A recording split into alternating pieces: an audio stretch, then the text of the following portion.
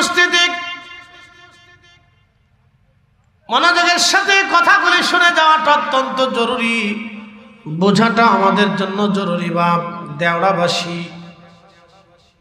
আল্লাহর নবী ঘুমানো, সিনা চাক করার জন্যে জিবরাইল আমিন এসে সিনা চাক করলেন। আল্লাহ কোরআনে বললেন, আলাম নাশরাহ লাকা সাদরাক, নবী গো আমি কি আপনার বক্ষকে সম্প্রসারণ করে দেই নাই? প্রিয় হাবিব আমার, আমি কি আপনার বক্ষকে সম্প্রসারণ করে দেই নাই?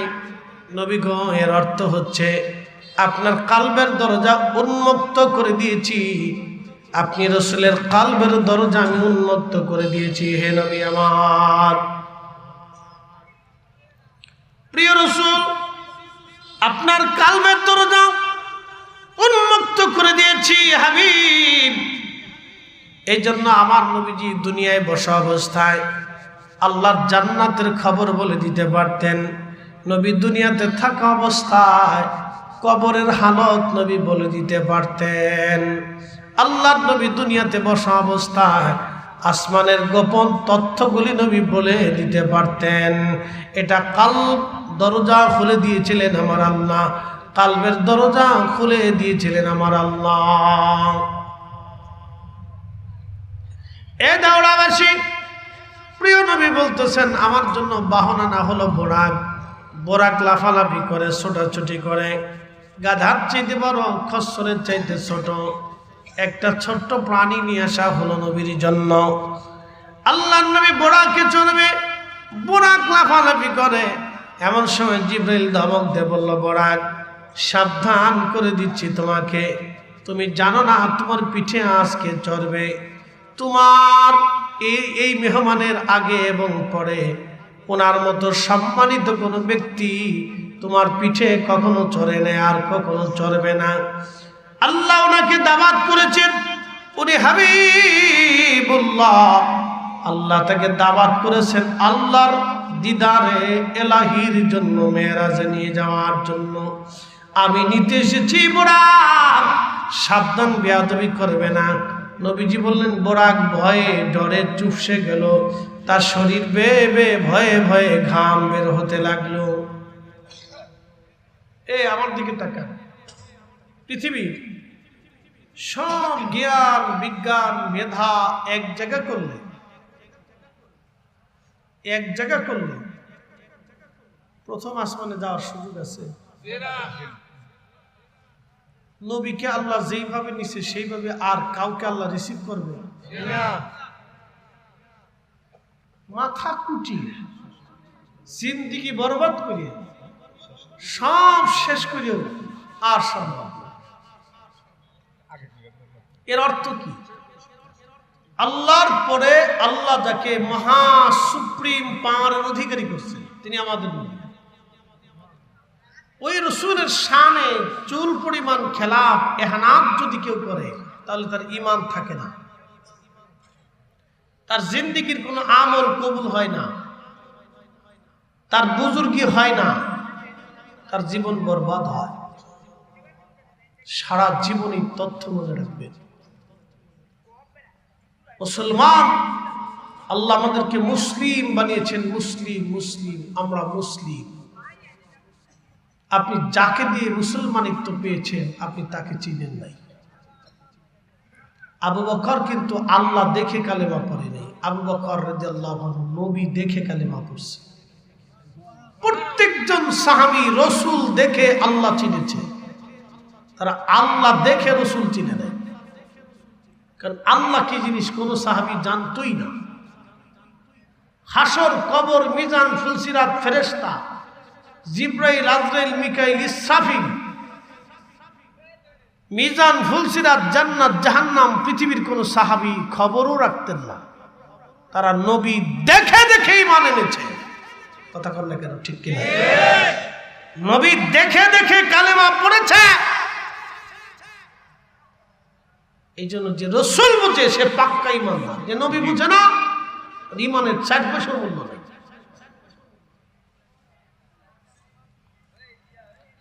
প্রিয় উপস্থিতি, মনোযোগ দিবেন। হাজরাতে জিবরাইল আলাইহিস সালাতু ওয়াস সালাম নবীজিকে বোরাকের পিঠে চড়াইলেন, বোরাক রওনা হয়ে গেল। বুঝতে পারতেছেন, নবীজি বললেন সাহাবীরা রে, মারাতু বিমুসা ওয়া হুয়া ইউসাল্লি ফি কবরিহি, আমি দেখলাম মুসা নবী নিজ কবরের মধ্যে দাঁড়ায়া দাঁড়ায়া মুসা নবী নামাজ পড়ে। একবার জোরে বলা যাবে কি আল্লাহু আকবার? দিকে দিকে হাসি, লোকে লোকে খুশি, চল সে নবী মেরাজে, চলছে নবী মেরাজে। এ স্মৃতির দোলা জাগে, চাঁদ সিতারা জেগেছে, ধুলোকে ভুলোকে চলছে নবী মেরাজে। ও নবীর উম্মত, নবীজি দুনিয়াতে, মুসা নবী কবরে। আলাম নাশরাহ লাকা সাদরাক, আলাম নাশরাহ লাকা সাদরাক, আলাম নাশরাহ লাকা সাদরাক। নবী আপনার সদর উন্মুক্ত করে দিয়েছি। যে চোখ দিয়ে তাম সৃষ্টি অবলোকন করা যায়, আমি সেই চোখের পর্দা আপনার খুলে দিয়েছি। এই জন্য নবী বুড়াকে, কিন্তু মুসা নবী কবরে। কবরের মধ্যে কি করে একজন নবী? তা আমার রসুল কবরের উপর থেকে বোরাকের পিঠে চড়ে খবর বলে দিল। যেই নবী দুনিয়ার জগতে দাঁড়াইয়া কবরের হালত বলে দিতে পারে, যেই নবী দুনিয়ার জগতে বোরাকের পিঠে বসিয়া কবরের হালত, মুসা নবীর কবরের খবর বলে দিতে পারে, সেই নবী রওজাতুল মুনাওয়ারা থেকে আজকের মাহফিলের খবর বলে দিতে পারে কে পারে না? প্রিয় উপস্থিতি, রাসূল করিম সাল্লাল্লাহু আলাইহি সাল্লাম বলেন, আমি রওনা হলাম, বাইতুল আকসাতে ঢুকে দেখি ইব্রাহিম আলাইহিস সালাতু ওয়াস সালাম নামাজ আদায় করতেছে। এরপরে দেখি ঈসা রুহুল্লাহ আলাইহিস সালাতু ওয়াস সালাম নামাজ পড়তেছে।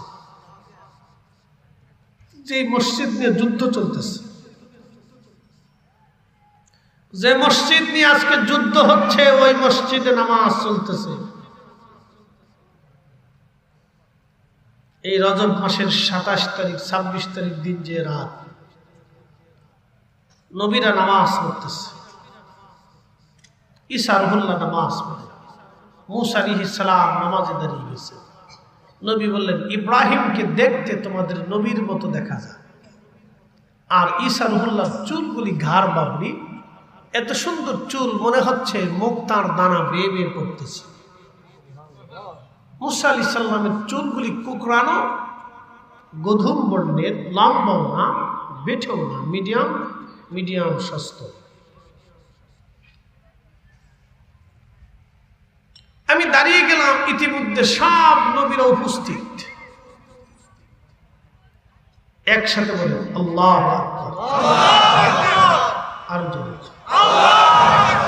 বুঝাইতেছি, নবীরা উপস্থিত, বাস্তবে না অবাস্তবে? নবী কি স্বপ্নে না বাস্তবে? বুঝে যাবেন, নবী স্বপ্নে না বাস্তবে? সব নবীরা কি রুহে না বাস্তবে? আবার জোরে বলেন, জোরে বলেন। মেরাজ বুঝবেন তো রসুল বুঝবেন। নবী বাস্তবে না অবাস্তবে? সব নবীরা কি বাস্তবে না স্বপ্নে? বাস্তবে এসে নবীর পিছনে দাঁড়িয়ে গেলেন। একসাথে একসাথে বলেন, একসাথে। নবীরা তাহলে কবর থেকে বের হইতে পারেনি? যদি বের হইতে না পারে, তাহলে সব নবীরা বাইতুল আকসা কেমনে আসলো?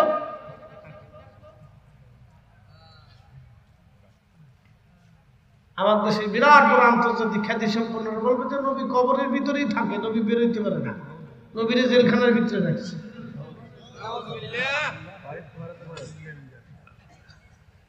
এদেরকে মাঝে মধ্যে পাবনা নিয়ে একটু ট্রিটমেন্ট করার দরকার। কিছু ওষুধ পানি দিয়ে, আর বেশি অসুবিধা হলে তালি করে দুধটার পাতা খাওয়াই দিবেন, যাও পুরা ভালো হয়ে যাবে। লুঙ্গির কাপড় খুলে মাথায় দিয়ে সারা কুমিল্লা বলে দৌড়াই ঢোকায়। আর কবে দেশের প্রধান উপদেষ্টা ডক্টর ইউনূস।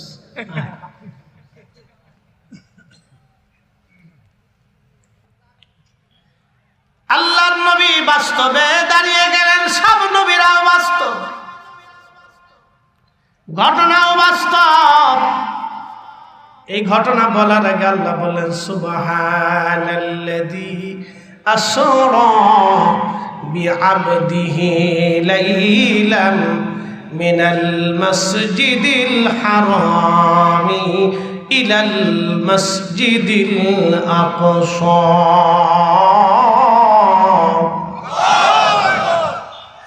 শ্রেষ্ঠ নবী দিলাম রে তরিয়ে নিতে রোজা হাসরে, পথ না ভুলি তাই তো দিলে পাক কোরআনের বাণী খুদা, তোমার মেহেরবানি। সুন্দর ফুল সুন্দর ফল মিঠা নদীর পানি, খুদা তোমার মেহেরবানি। 1,24,000 নবী বাইতুল আকসাতে দাঁড়ায় গেল। প্রিয় নবী বললেন মেহরাবে আমি দাঁড়ানো, একামত শুরু হয়ে গেল। জিব্রাইল বললেন হুজুর আর কেন দেরি, নবী গো আজকে আপনি ইমাম হবেন, সব নবীরা আজ আপনার মুসল্লি। নবী বললেন আমি 2 রাকাত নামাজ পড়াইলাম। অ্যাটেনশন, কয় রাকাত? 2 রাকাত। এখন প্রশ্ন করি, জবাব দিবেন। নামাজ কি মেরাজে যাওয়ার আগে না পরে? না না, মেরাজ থেকে আসার পরে হলো নামাজ আসছে, কিন্তু নবী যাওয়ার সময় রসুল 2 রাকাত পড়াইলেন। তার অর্থ হলো নবীজি নামাজ আসার আগেই নামাজ সম্পর্কে অবগত আছে। কি কথা বল না কেন? নামাজ আসার আগে নামাজ সম্পর্কে অবগত আছে এবং 2 রাকাত নামাজ পড়িয়েছেন। এখন কি মুসার শরীয়তে না নবীর শরীয়তে? আদম আলাইহিস সালামের শরীয়তে না আমার নবীর শরীয়তে? আমার নবীর শরীয়তে। আল্লাহ সব নবীদেরকে ইক্তেদা করাইয়া পরোক্ষভাবে আমার নবীর ইত্তেবা করাইয়া আল্লাহ ছাড়ছে। কি কথা কন না কেন? কথা কন না কেন? এই ধরে বলেন ঠিক না বেঠে? রসুল বুঝে কবরে যাবে। পরোক্ষভাবে আল্লাহ সব নবীদেরকে আমার নবীর ইত্তেবা করায় ছাড়ছে। ইত্তেবা করতে হবে রসুল।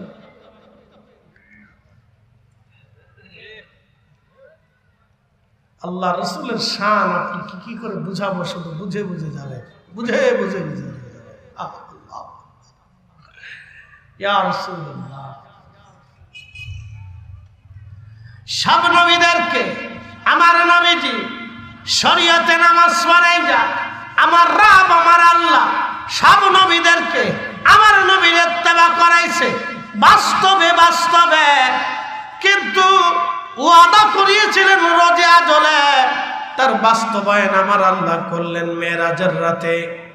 আল্লাহ বললেন ওয়াইদ আখাদাল্লাহু মিসাকান নাবিয়্যিনা লামা আতাইতুকুম মিন কিতাবিন ওয়া হিকমা সুম্মা জাআকুম রাসূলুম মুসাদ্দিকুল লিমা মাআকুম লা তুমিনুন্না বিহি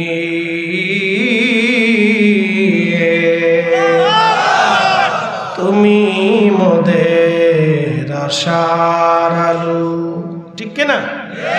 তুমি মোদের আশার আলো, তাই তো তোমায় বাসি ভালো, তুমি মোদের আশার আলো। তাই তো তোমায় বাসি ভালো, হৃদয় নামের ফুলদানিতে, হৃদয় নামের ফুলদানিতে গেথে রেখেছি প্রেমের মালা। ইয়া রাসূলুল্লাহ ইয়া হাবিবাল্লাহ, ইয়া রাসূলুল্লাহ ইয়া হাবিবাল্লাহ, ইয়া রাসূলুল্লাহ।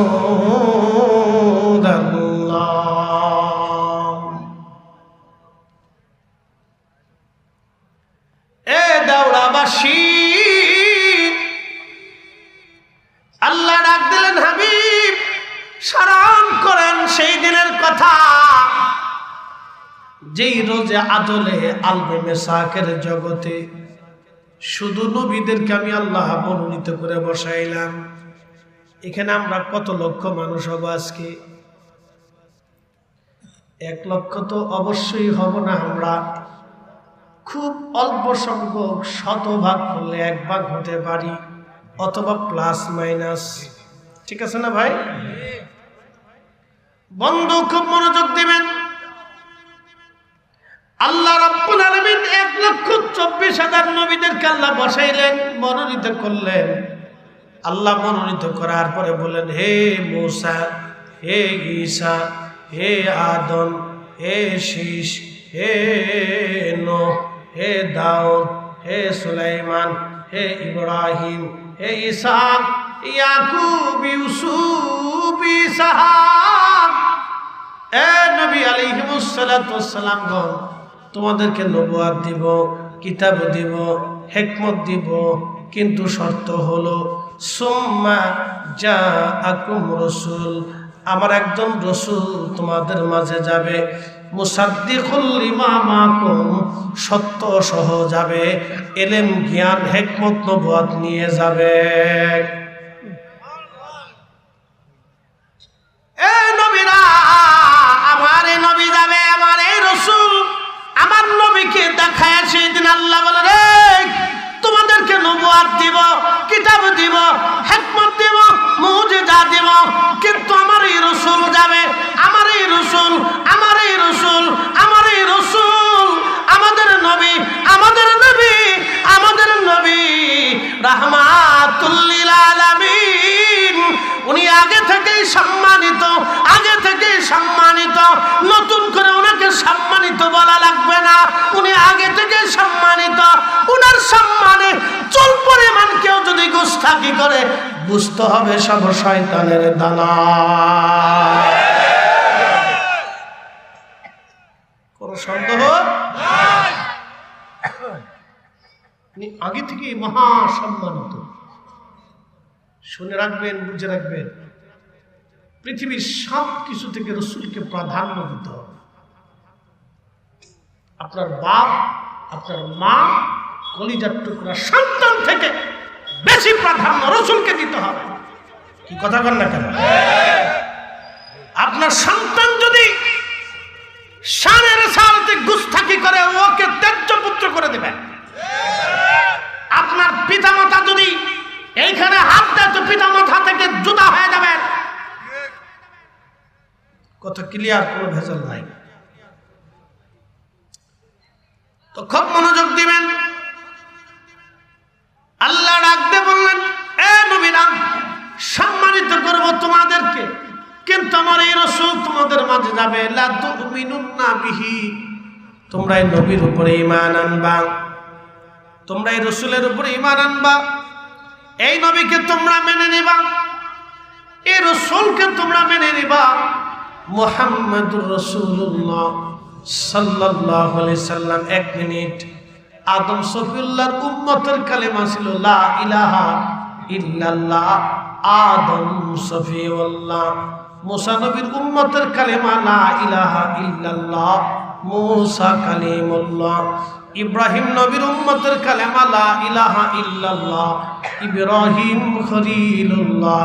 কিন্তু আদম, মুসা, ঈসা, ইব্রাহিম, 1.25 লক্ষ নবীদের কালেমা ছিল লা ইলাহা ইল্লাল্লাহ মুহাম্মাদুর রাসূলুল্লাহ সাল্লাল্লাহু আলাইহি ওয়াসাল্লাম।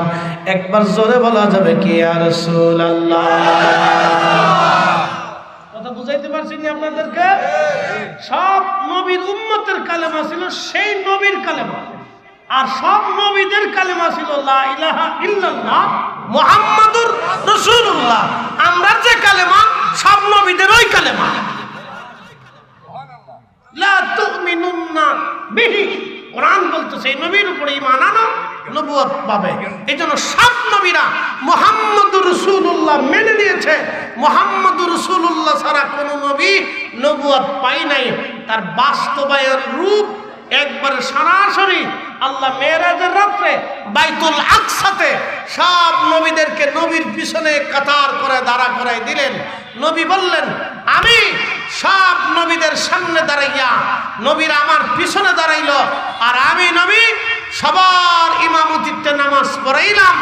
আল্লাহ বাস্তবে সত্য সহকারে সব নবীদেরকে আমার নবীর ইতাআত করাইয়া, ইত্তেবা করাইয়া, সব নবীদেরকে বাইতুল আকসাতে উপস্থিত করাইয়া আল্লাহ তার রসুলের সম্মান মর্যাদাকে বুলন্দ করে দিছে।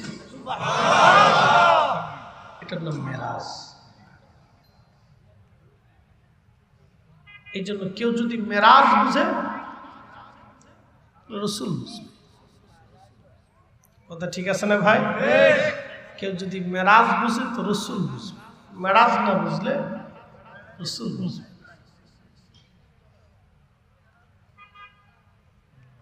এটা আবার কি?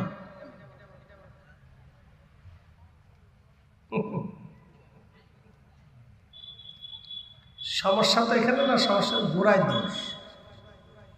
বর্তমান সময়ে একজন আলেম বলছেন রসুলকে কাউবয়, রাখাল।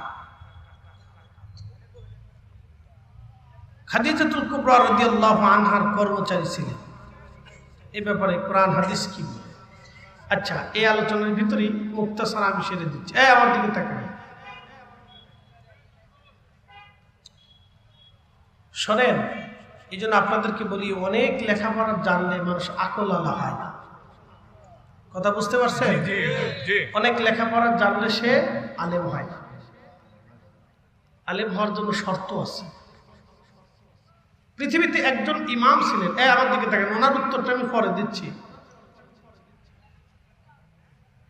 পৃথিবীতে একজন ইমাম ছিলেন, তার নাম ইবনু তাইমিয়া। 10 লক্ষ হাদিস জানতেন। বিরাট মেধাওয়ালা ছিল, যেমন এলেম ছিল আবার হেলেমও ছিল। অনেক প্রখর মেধার অধিকারী ছিল। 10 লক্ষ হাদিস জানতেন।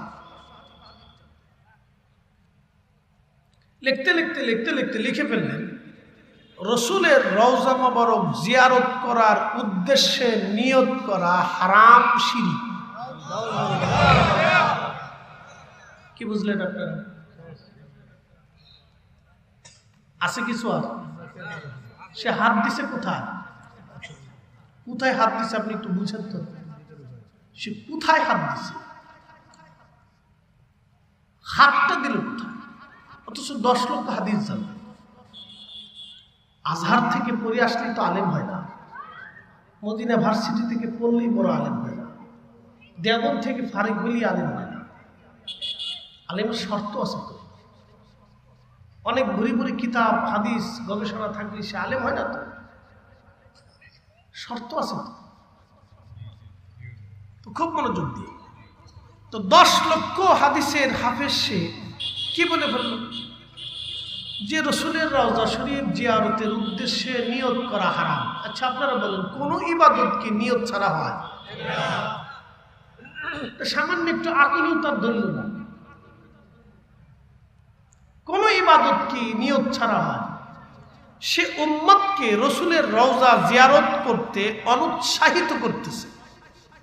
আপনি বুঝেন যে উম্মত রসুল করিমের রওজা মুবারকে যাবে, সে হিকমতের মাধ্যমে উম্মতকে নিরুৎসাহিত করতেছে, অনুৎসাহিত করতেছে। এর অর্থ হলো সে আল্লাহ নবীর মহান ইজ্জতের চাদরে হাত দিয়েছে।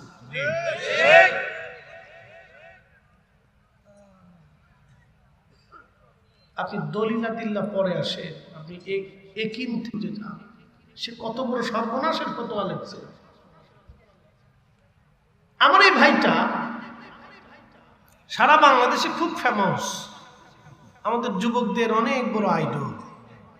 বাইরে আপনাকে আজকে একটা কথা বলি, আমার তরুণ যুবকদেরকে বলি, ভাই আপনার অনেক বড় আইডল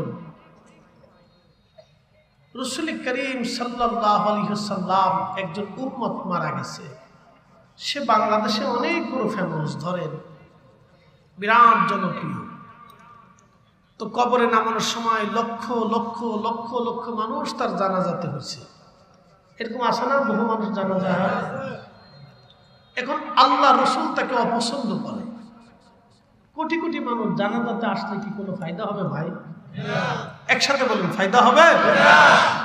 একজন ব্যক্তি মারা গেছে, তার জানাজাতে মানুষ নাই। দেখবেন পৃথিবীতে কিছু গরিব মানুষ থাকে যাদের জানাজাতে মানুষ হয় না, ঠিক আছে না ভাই? আমার গ্রামে এক দাদি ছিল, অত্যন্ত পীড়িত গরিব মানুষ, আমি গেলে তারে সাহায্য করতাম। সে আমার ছোট গেলে দেখছি ধান বেরোবে না, আমাদেরকে খাওয়াতো, রান্না বান্না করে, আমাদের বাড়িতে কাজ করত। তো সারা জীবনেও তার কোনোদিন দুঃখ ঘুষে না, জীবনের শেষ সময় পর্যন্ত সে কষ্ট করছে। আমি যখনই যাইতাম খোঁজ নিয়ে নিয়ে তারা এনে ওই যে মায়ের সাথে কাজ করতে, ওই সমাদর করতাম। তো শুধু বলতো, দাদা আমি মরে গেলে তুমি আমার জানাজাটা পড়াই। তা আমি বলতাম, দাদি আমার শ্বশুরের জানাজাই পড়াইতে পারলাম না, খালারা মরে গেল জানাজা পড়াইতে পারলাম না, ভাই বিরাদারের জানাজা পারি না। বলে কেন হুজুর পারেন না? আপনার মাহফিল আমার সিলেটে, শ্বশুর মরে গেছে, যে সময় মারা গেল 4 ঘন্টা পরে জানাজা হবে, আমার সিলেটের উদ্দেশ্যে আরো। আমি সিলেটে পৌঁছে গেছি, শ্বশুর মরে গেছে, কি করে সম্ভব এখন? কারণ আপনার মাহফিল থেকে গেলে মানুষ গালিগালাজ করে। শেষ পর্যন্ত বললাম যে ঠিক আছে, আর কিছু করার নাই, সকালে আসতেছি। এরকম হয়। তো মুরব্বী যেদিন মারা গেলেন সেদিন আমি বাড়িতে উপস্থিত হয়েছি কোনো এক কারণবশত। ঠিক সেই দিনই মুরব্বীটা মারা গেল, গরিব মানুষ, একবারে নিতান্ত দরিদ্র মানুষ। আমি তার জানাজার কাপড় চোপড় নাই উপস্থিত। আল্লাহর কি ভাগ্য, সবাই খালি বলতেছে, মোল্লা সাহেব আপনারে হারিকেন ধরে খুঁজে পাই না, আর আপনি আজকে মুরব্বীর কি ভাগ্য যে আপনার খালি বারবার খালি আমরা দেখলে কিন্তু দাদা তুমি আমার জানাজাটা পড়াই। তো গরিব মানুষ সবসময় শুধু বলতো, দেখা হলে বলতো যে দাদা তুমি আমার জানাজাটা পড়াই, দাদা তুমি আমার জানাজাটা পড়াই।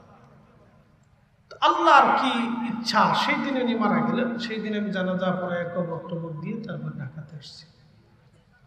প্রিয় ভাই, এখন বলার উদ্দেশ্য হলো, এই গরিব মানুষটা কবরে চলে গেছে, আমি লক্ষ্য করছি তার জানাজাতে লোক কম হয়েছে। কিন্তু আমি সেই দিন আল্লাহর কাছে বলছি, ইয়া রাব্বি, জানাজাতে লোক কম হইতে পারে, কিন্তু আমি তার জীবনের খাবারে কোনোদিন ভেজাল পাইনি। সে অনেক কষ্ট করে পরিশ্রম করে রুটি রুজি করত, না খেয়ে থাকতো, কিন্তু কারো অর্থ ধরত না। আমাকে একজন এসে বলতেছে, লোকটা তো নামাজ কালাম বেশি পড়তো না, পর্দা বসিটা করতো না, গরিব মানুষ কিন্তু সেখানে কাজ করতো। আমি বললাম, আপনি পর্দা বসিটার নামাজ নিয়ে আসেন, এদেশের কত নামাজি সুদখোর আছে, ঘুষখোর আছে, হারামখোর, জেনাখোর, কি কথা কন না কেন? বহু হাজি আছে সুদখোর, হারামখোর, ঘুষখোর হাজি। আমি বললাম, ওই হাজিতে হবে কি? ওনার জীবনের গরিব মানুষ সারা জীবন হালাল রুজি করে উনি কষ্ট করে খেয়ে ঘুমাই গেছে। আমি বলছি, আল্লাহ ওনাকে মাফ করো। অবশ্যই আল্লাহ ওনাকে মাফ করবে। আল্লাহ ওনাকে মাফ না করলে করবে কাকে? একটা কথা মনে রাখবেন, মানুষ কবরে যাওয়ার পরে পৃথিবীর সব মানুষ যদি তার জানাজাতে নাও থাকে, রাসূল যদি কবুল করে নেয়, তাহলে তার মতো বুলন্দ নসিবওয়ালা আর পৃথিবীতে কেউ নাই। জনপ্রিয়তা দিয়ে কিয়ামতের ময়দানে নাজাতের কোনো রাস্তা নাই। জনপ্রিয়তায় নাজাতের রাস্তা নাই। নাজাতের রাস্তা হবে রাসূলের সন্তুষ্টি দিয়ে। এই কথা বল না কেন?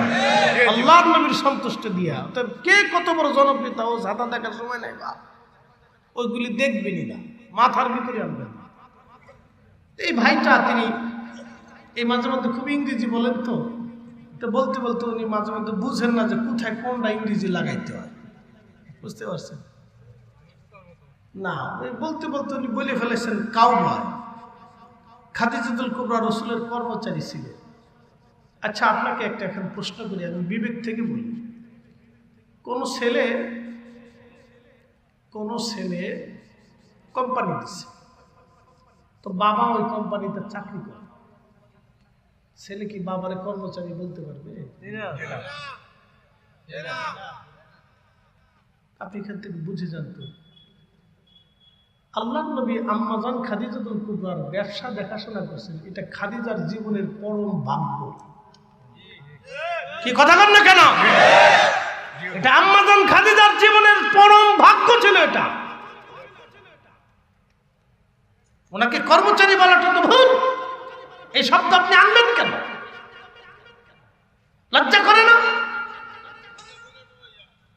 কর্মচারী শব্দটা আনবেন কেন? আম্মাজান খাদিজার সদ্য পুরুষের জীবনের ভাগ্য এটা, যে রাসূল তার ব্যবসা দেখাশোনা করছে। কি কথা বল না কেন?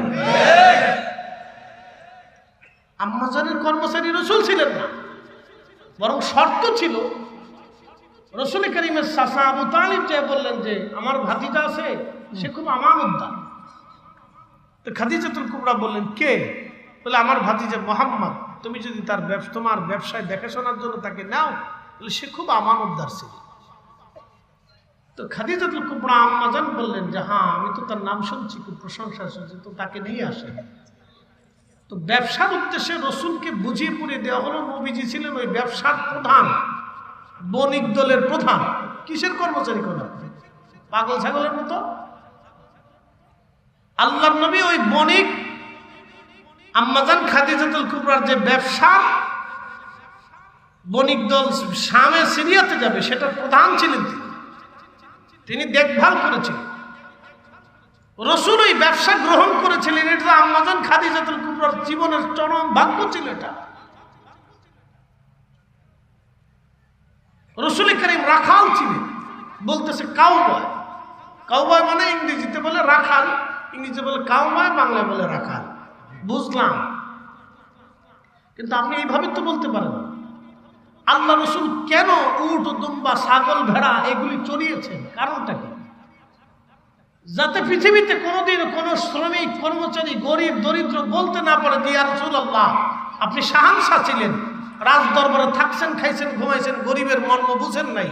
এই জন্য আল্লাহর নবী ইচ্ছা করে গরিবত্ব নিয়ে উট, দুম্বা, ছাগল, পশু পাখির সাথে রাসূল কারীম তাদেরকে সময় দিয়া, বরং এই শ্রমিক দিন মজুরের মর্ম বুঝিয়া আল্লাহর নবী এদেরকে ধন্য করে দিয়ে গেছে। কথা বলেন না, ঠিক না? আপনি শব্দ বলতে বুঝেন না। আল্লাহ কোরআনে বললেন, ইয়া আইয়ুহাল্লাযীনা আমানু লা তাকুলু রাঈনা ওয়া কুলু যুরনা ওয়াসমাউ।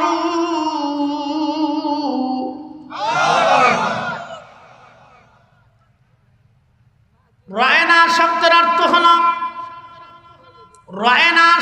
অর্থ হলো হে নবী, আপনি আমাদের দিকে তাকান। এটা ছিল রয়নার অর্থ। কিন্তু রয়না শব্দ দিয়া ইহুদিরা বুঝাইতো হে আমাদের রাখাল। বুঝে যাবেন? কাউবা, হে আমাদের রাখাল, কাউবা। এখন আপনি যদি আমরা এসে কেন হুজুর আপনি তো কাউবা, রাখাল, কেমন হলো?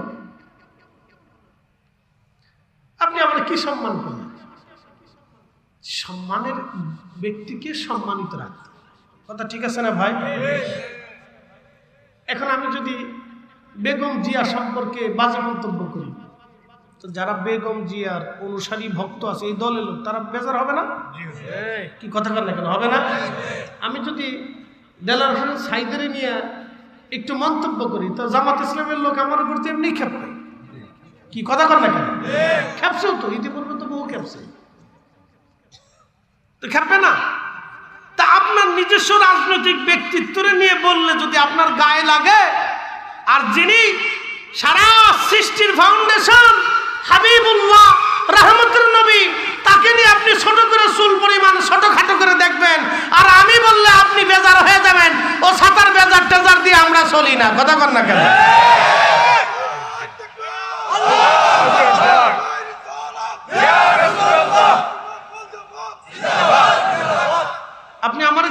অসুবিধা নেই, আপনি আমার বাজে কথা বলেন তাও অসুবিধা নেই, কিন্তু শানে রাসালাতে গুস্তাখি করলো তা আমরা মানব না। রায়না, রায়না শব্দের অর্থ হচ্ছে হে নবী আপনি আমাদের দিকে নজর দেন, অ্যাটেনশন, মনোযোগ দেন, আমার দিকে তাকান। আপনারা, আমি ওয়াজ করতেছি, আপনারা ওয়াজ করার সময় আপনি আমারে বললেন যে হুজুর আপনি আমাদের দিকে একটু নজর দেন, হুজুর আমাদের দিকে নজর দেন, তাহলে একটা শব্দ। আর যদি বলেন এই ফরিদা হুজুর নজর দেন, কেমন হবে? তাহলে বুঝা গেল আপনার কথার ভিতরে আমার প্রতি সম্মান বোধ। তো কাফেররা বলতো রায়না, আমাদের দিকে নজর দেন। রায়না শব্দের অর্থ কিন্তু নজর দেন, কিন্তু ইহুদিরা তাদের আঞ্চলিকভাবে তারা বুঝতো যে রায়না মানে হে আমাদের কাউবয়, এ রাখাল।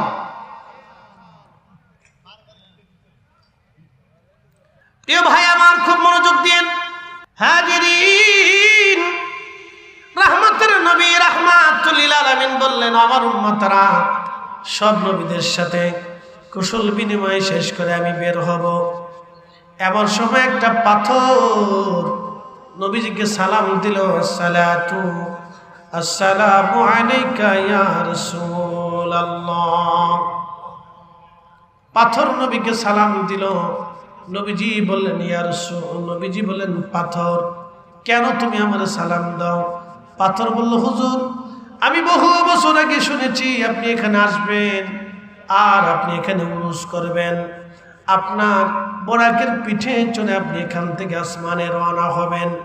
ইয়া রাসূলুল্লাহ, ইয়া হাবিবাল্লাহ, নবীজি আমি আপনার কদম মোবারকের একটু ধুলির আশায় আমি পাথর 1400 বছর ধরে বাইতুল আকসায় দাঁড়ানো আছি। বনের যত পশুগণ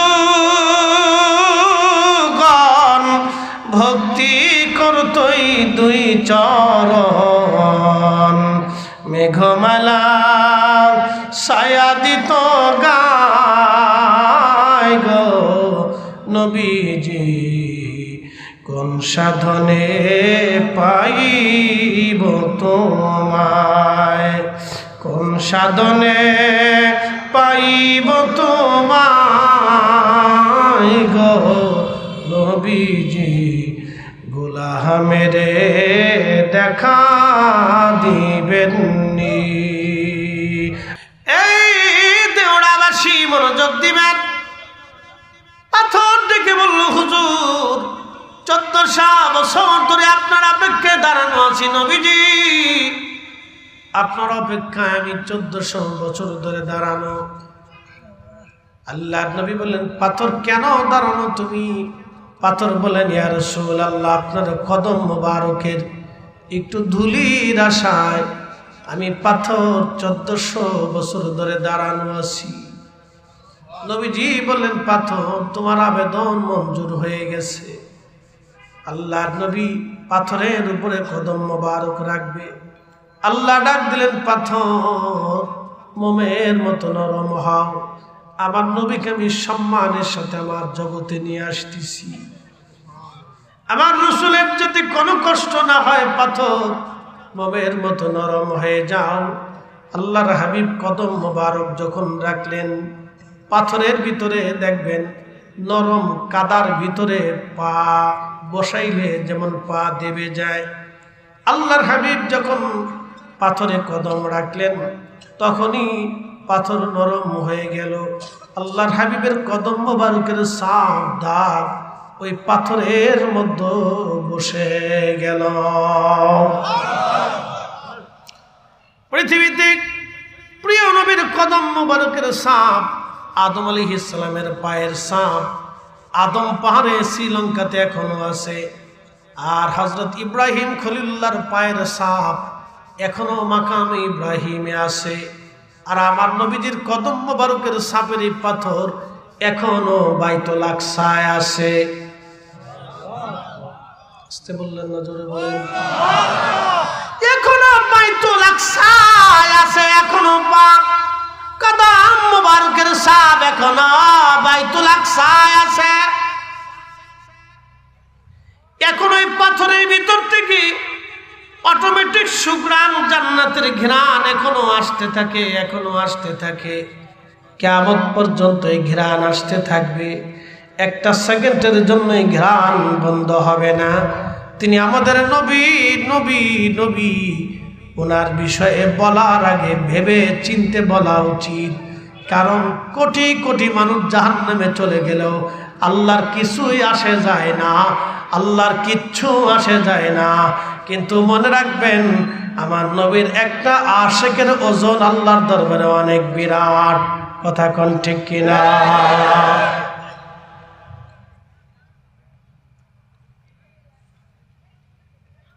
আরবের বণিক দলের প্রধান ছিলেন আবু সুফিয়ান।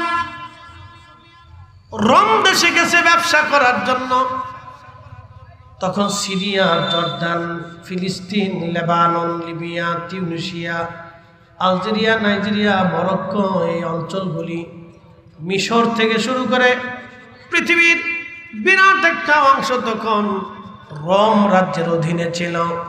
রোমান বলা হতো। একটা ছিল আরব্য রোমান, আর একটা ইউরোপিয়ান রোমান। আরব্য রোমান সিরিয়া ছিল তাদের রাজধানী। এই সিরিয়ার দামেস্কে ছিল বিরাট বড় তাদের প্রাসাদ। তা আরবরা আরব্য রোম দেশে ব্যবসা করার জন্য যাইতো।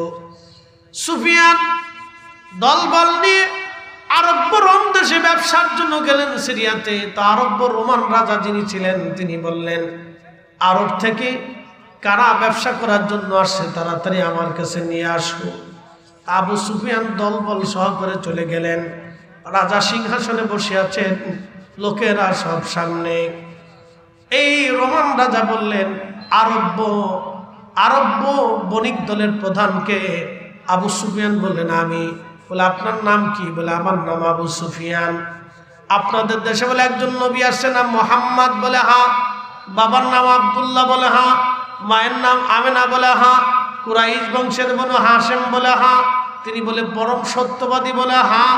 তিনি বলে বড় আমানতদার? বলে, হ্যাঁ। তিনি বলে অত্যন্ত বড় মানে সুন্দর চরিত্রের অধিকারী? বলে, হ্যাঁ। তিনার চাইতে কি দামি বংশ আর আরবে আছে? বলে, নাই। রোম জিজ্ঞেস করতেছে আবু সুফিয়ান, কিন্তু আবু সুফিয়ান সবই কহ। তো রোমান রাজা জিজ্ঞেস করলেন, আবু সুফিয়ান, তাহলে তোমরা কেন তাকে নবী হিসেবে মানো না? আবু সুফিয়ান চিন্তা করলো, বিরোধিতা তো করছি, আজকে একটা সুযোগ পেয়েছি, রসুলকে কি করে পচানো যায়। তা বলতেছে, বাদশা, আমরা তাকে খুব ভালোবাসতাম, কিন্তু সে হঠাৎ করে পাগল হয়ে গেছে। আসতে হয়ে গেল না? জোরে বলবেন। বলে, কিভাবে? বলে, সে বলতেছে সে নাকি রজব মাসের 26 তারিখ দিন যে রাত্রে বাইতুল্লাহ হয়ে সিনাসাক করাইয়া জিব্রাইল বোরাকের পিঠে সরাইয়া সে নাকি বাইতুল আকসাতে আসছে। আকসাতে ঢুকে জিব্রাইল নাকি শাহাদাত আঙ্গুল দিয়ে পাথর ফুটা করছে, সেই ফুটা এখনো আছে বাইতুল আকসাতে। সেই পাথর এখনো আছে, যেটা জিব্রাইল আলাইহিস সালাম আঙ্গুল দিয়ে ফুটা করছিল। তো সে আঙ্গুল দিয়ে ফুটা করে বোরাক বেঁধে সে নাকি বাইতুল আকসায় নামাজ পড়ছে। সব নবীরা তার পিছনে নামাজ পড়ছে। ওইখান থেকে বোরাকের পিঠে চড়ে নাকি সপ্তম আসমান পাড়ি দিয়ে আল্লাহর সাথে দেখা সাক্ষাৎ করে জান্নাত জাহান্নাম দেখে সে নাকি বাড়ি আসছে। তখনও বলে অজুর পানি গড়ায়, বিছনা বলে তখনও গরম। তো রোম সম্রাট চিন্তায় পড়ে, এটা কি করে হলো? কি করে সম্ভব এটা?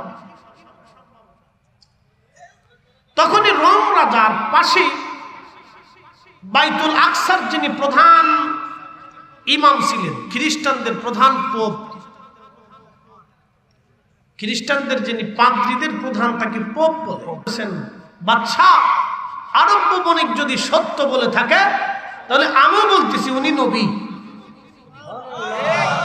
আরো জোরে, আরো জোরে।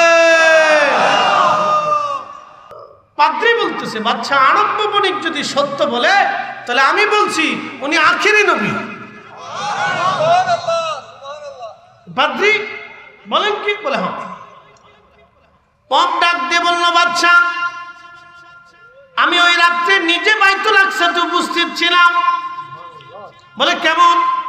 প্রত্যেক দিন আমি বাইতুল আকসা শেষে আমি রাত্রিবেলা জানালার দরজাগুলি বন্ধ করি, পরিষ্কার পরিচ্ছন্ন করে বাইতুল আকসার জানালার দরজা সব বন্ধ করে আমি তালা মেরে বের হয়ে চলে আসি। কিন্তু ওই রাত্রিবেলা আমি সব জানালার দরজা বন্ধ করলাম, কিন্তু মেইন দরজা যেটা প্রধান দরজা, এই দরজা বন্ধ করতে গেলাম, যায় দেখি দরজার উপরে যে কার্নিশ ছিল, এই কার্নিশটা ধসে দরজার সাথে নেমে লেগে গেছে।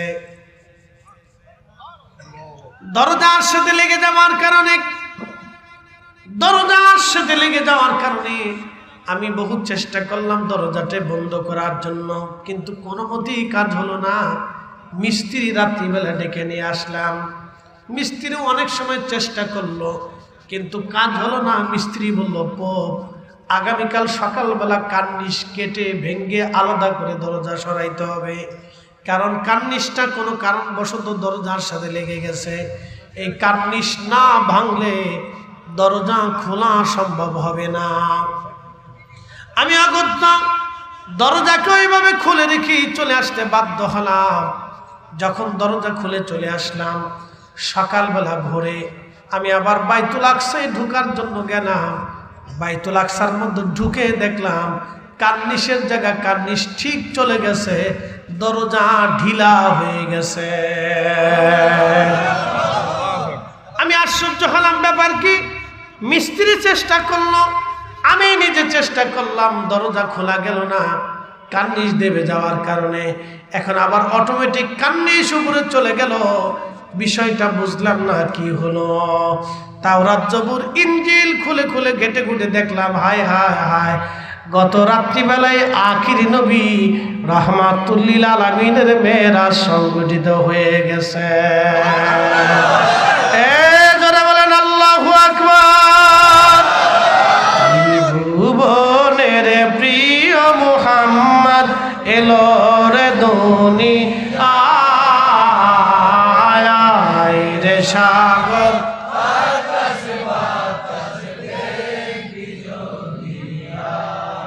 ইহুদিদের কাছে রায়না শব্দের অর্থ ছিল কাউবয়, হে রাখাল।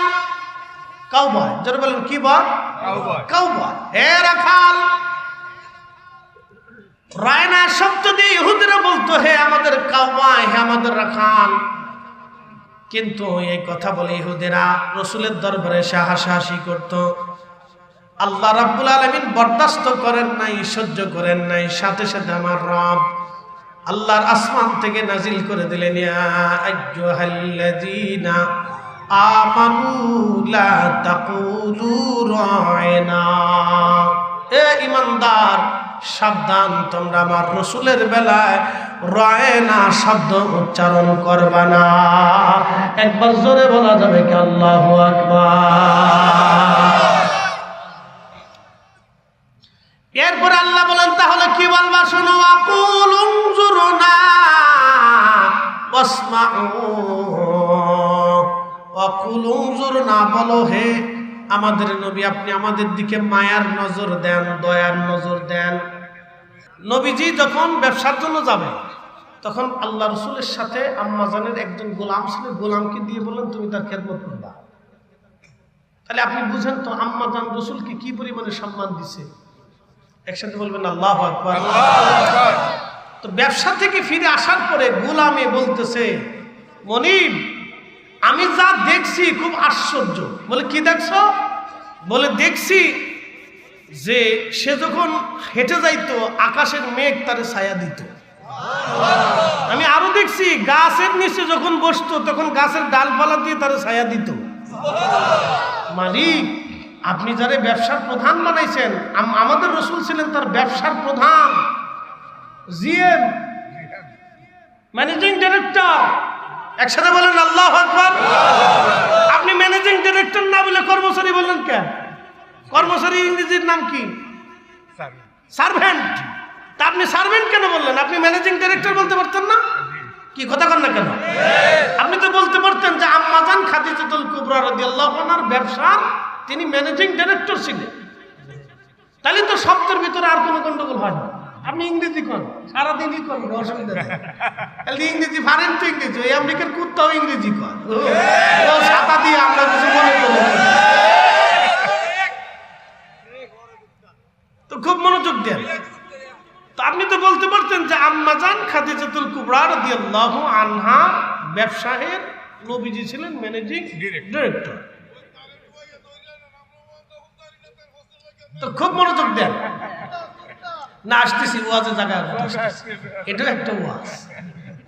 তো আম্মাজান খাদিজাতুল কুবরার ব্যবসা নিয়ে আসার পরে গোলাম যখন এই কথা বলছে, তখন আম্মাজান চিন্তা করলেন তাহলে এই নবীকে আর সারা যাবে না, ওনার বাকি জীবন ওনার কদমে আমার নেসার হয়ে, ওনার স্ত্রী হয়ে যদি আমি খেদমত করতে পারি তাহলে আমার জীবন ধন্য। একসাথে বলবেন আল্লাহু আকবার। বুঝতে হবে ভাষার ভিতরে এটা হচ্ছে, শোনেন, এটা এশকে রসুল কথা, ঠিক আছে না ভাই? এশকে রসুল আপনি আমাকে দিয়ে জীবনেও বলাইতে পারবেন না এই শব্দগুলো, এটা সম্ভব না। এই জন্য এগুলো বুঝে করতে হয়। এরা কি বুঝে না বুঝে আমি জানি না।